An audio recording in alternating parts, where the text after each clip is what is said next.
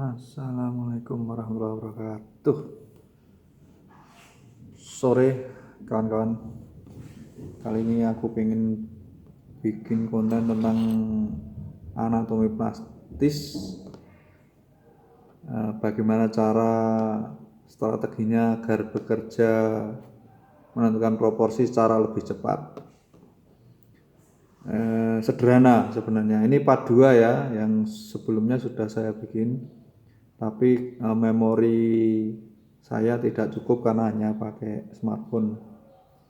Sore ini saya ingin melanjutkan.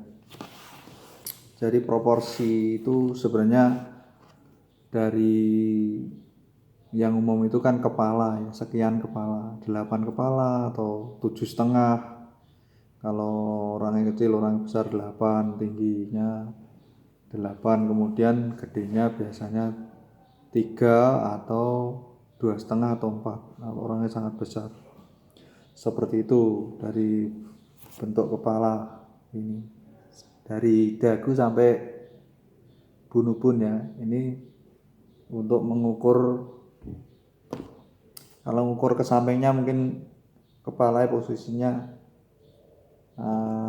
dimiringkan. Jadi pakai alat ukur, alat bantu misalnya mistar atau meteran, atau pakai alat bantu misalnya pulpen seperti ini untuk menentukan misalnya skala lebih kecil dari ukuran life size ya. Lalu ini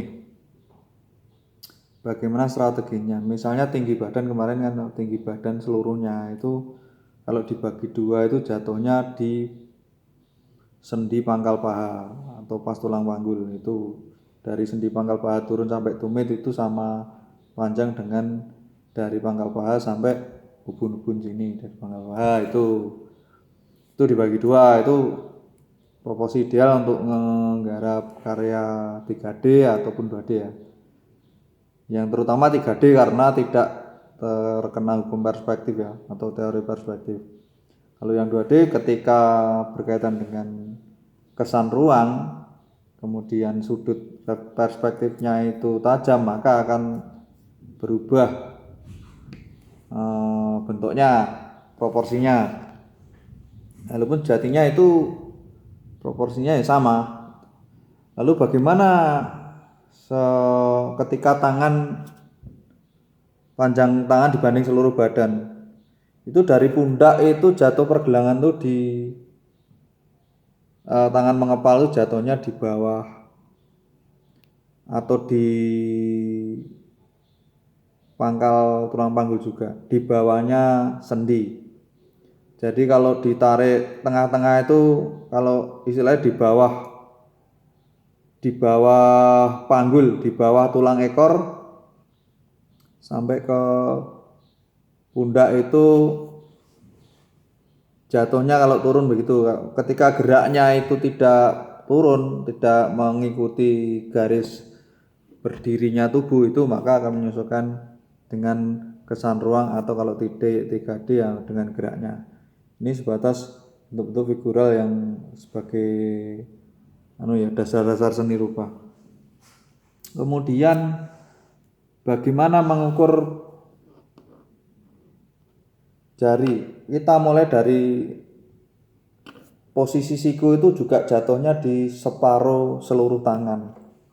Jadi kalau tangan kita dilipat begini itu ini hampir sama panjang. Selisihnya sedikit sekali. Jadi sedikit lebih panjang ketika kita luruskan tangan begini, dimeteri sampai milimeter ya, tentunya lebih panjang yang bagian dari siku ke telapak tangan dibanding dari siku ke sendi pundak. Seperti itu, dilipat separuhnya. Kaki juga begitu. Kaki itu dari pangkal paha sampai tumit itu jatuhnya lutut itu tengah-tengah. Nah, sama gampang kan caranya itu. Untuk strategi nggarap cepet gitu. Kemudian jari tangan itu juga kalau ditempeli alat begini, kalau dari sisi luar ini tulangnya yang kita pakai dari pergelangan ini, seluruh telapak tangan itu dibagi 2, jatuhnya sendi-sendi pangkal jari. Jadi kalau kita tempeli alat bantu seperti ini jatuhnya separuh. Nah seperti ini. Nah kemudian sini juga ini separuh ke sini tadi ya. Itu kalau dari sisi dalam tentunya lain. Di sini lebih panjang. Garis ini, garis pangkal jari ini sebenarnya di ini tidak pas sendi. Sendinya jatuhnya di sini, jatuhnya. Sendi itu jatuhnya di sini. Nah, ini kan. Maka kalau garisnya ini agak naik, jari terkesan lebih pendek. Kalau dari sisi luar baru terasa bahwa ini sama panjang dengan telapak tangan dibagi dua, jatuhnya ini tengah-tengah. Jadi jari dan telapak sampai pergelangan itu sama panjangnya. Kelingking juga, jempol juga sama panjangnya. Jempol diukur begini dengan begini sama. Seperti itu. Nah, kan mudah kan cara mengukur proporsi tangan itu seperti itu. Kemudian ruas jari, kalau ruas jari ini ya bagi dua lagi, ini jempol ini juga panjangnya dari tengah ruas ini sampai ke ini sama panjang. Nah, jatuhnya jempol. Yang ini tadi kan jempol sudah seluruhnya dari pergelangan sampai ujung jempol itu kan ini dibagi dua juga. Ini juga sendi ini dari sini ke sini bagi dua. Lah berbeda dengan yang 3 ruas ini, yang jari tengah. Ini 2 ruas di ujung itu sama dengan 1 ruas di pangkal. 2 ruas di ujung sama dengan 1 ruas di pangkal. Kalau kuku, nah kuku tangan ini bikinnya jangan lupa di setelah sendi itu ada tirus ya, atau ada turunan atau ada cekungan sebelum kuku ini kembali mencuat atau kembali lurus segaris. Jadi dari sini, nah ini sering terkecoh teman-teman yang baru belajar. Ini lurus terus kukunya malah ditumpangi gitu, atau gambaran juga di sini itu ada di pangkal kuku itu ada bagian yang lebih dalam dari garis lurusnya jari. Jadi ini jempol yang paling bisa kelihatan.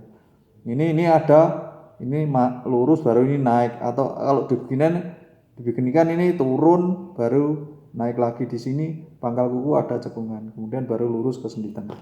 Seperti itu kalau bagian kuku, semua kuku. Hanya ukuran kuku beda-beda sesuai bentuk jarinya. Kemudian ketika gambar, ketika bikin karya itu ya walaupun kenyataannya misalnya patungnya orang pekerja keras atau pekerja yang membutuhkan fisik yang kuat, itu biasa jari-jari itu kan kak, jari saya ini gede-gede ini. Nah, karena aku memang dulu kerja kasar ya, bikin patung, bikin apa itu kasar di sawah bantu orang tua. Jadi, ini dibikin ada semacam lentikan begini ya untuk teman-teman. Nah, lentikan begini ini untuk menambah rasa gestur yang lebih cantik itu dilihatnya di dalam karya, baik gambar maupun patung. Jadi ada kelentikan tuh. Kemudian kalau tangan dibuka ini 5 jari ini yang terpisah itu ada 3, kelingking, telunjuk dan jempol. Yang 2 ini nyatu. Sering paling dekat 2 ini, baik begini baik gerakan yang apapun, yang 2 ini jari tengah dan jari manis ini dekatkan, dan bagian yang ini kasih celah lebih lebar. Itu nanti cantik gerakannya. Secara alami juga bisa diamati pada gestur-gestur orang beraktivitas itu seperti itu. Hanya ini saya tekankan biar agar ingat ya, disangatkan di sini. Aku peragakan ini disangatkan. Jadi yang juga jari tengah dan jari manis ini selalu dekat, soulmate ini. Yang ini pisah sendiri-sendiri. Seperti itu untuk mengukur proporsi. Bagian kepala itu dibagi 6 kotak kalau saya. Gunakan kotak ya teman-teman, karena kalau gunakan bola itu nanti Anda terkecoh ketika bermain angle. Ketika dongak begini Anda nggak bisa menghasilkan wajah ini terasa benar-benar bervolume, terasa gepeng nanti. Karena bagian ini kadang ini pendek, harusnya ini panjang kalau dilihat dari bawah. Kemudian kalau dilihat dari atas, yang paling dominan itu yang tampak ubun-ubun. Jadi bagian wajah ini terasa seperti ngumpul antara alis, ujung hidung, ujung bibir dan dagu kalau orang Jawa ya, atau orang Papua juga gitu. Kalau orang bule antara kening dan ujung hidung ada sedikit beda dan bibir lebih masuk. Itu untuk patronnya ya, walaupun kenyataannya tidak persis seperti itu ya tentunya, karena Tuhan menciptakan itu nggak ada yang sama. Kemudian dari samping juga begitu. Dari samping itu Dari samping itu letak telinga itu agak ke belakang teman-teman, bukan di tengah-tengah atau maju, nanti aneh kelihatannya kayak topeng ya.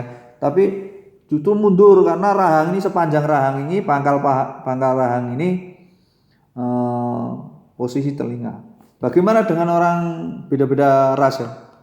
Kalau orang kepalanya itu terlihat pipi dari depan begini, itu biasanya sininya bagian tengkuk ini atau rahang dagu sampai tengkuk ini ada jarak lebih panjang, jadi terlihat kotaknya lebih lebar kalau dari sisi samping, dari sisi tengah. Maka telinga ini mundur. Nah, kalau depan ini terlihat kotak panjang atau kotak persis, kubus ya. Kubus atau balok ya, atau bujur sangkar atau persegi panjang seperti itu. Kemudian ukuran telinga, mata, mulut itu hampir sama. Jadi panjang, gedenya telinga, gedenya mulut, gedenya mata hampir sama. Kemudian jarak antara mata itu kalau melihatnya dari dua sudut mata kanan, terus kemudian dua sudut di tengah-tengah sama dua sudut mata kiri, atau kalau Anda melihat sebaliknya ya. Ini sama ukurannya kalau ditempeli begini sudut.